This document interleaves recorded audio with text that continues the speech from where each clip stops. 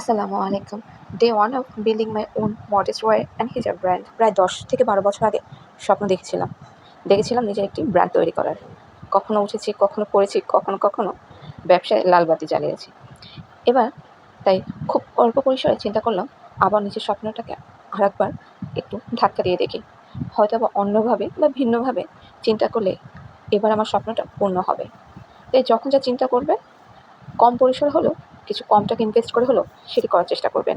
কখনো ড্রেস, কখনো embroidery dress, কখনো রেডিমেড ড্রেস, কখনো প্রিন্টেড ড্রেস, কখনো কসমেটিক্স নিয়ে বিজনেস করেছি। তারপর হঠাৎ করে চিন্তা করলাম আরেকবার আরেকবার চেষ্টা করে দেখি।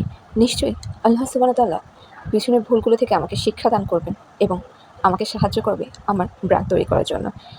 কিছু হিজাব আমি ২ থেকে ৩ মাস আগে রেডি করে রেখেছিলাম।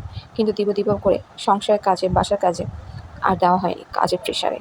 তাই আজকে হঠাৎ করে মনে হলো, এখন না তো কখন? তাই আজকেই দিয়ে দিলাম ভিডিওটা। ছোটোবেলা থেকেই ঢাকায় বড় হওয়া।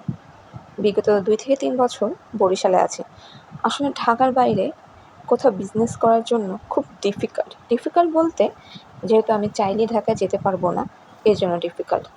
যে জায়গায় এখন আছি, ঢাকার বাইরে থেকে আসলে সব কিছু কালেক্ট করা ডিফিকাল্ট, সব কিছু পাওয়াও যায় না, প্রোডাক্ট সোর্স করা।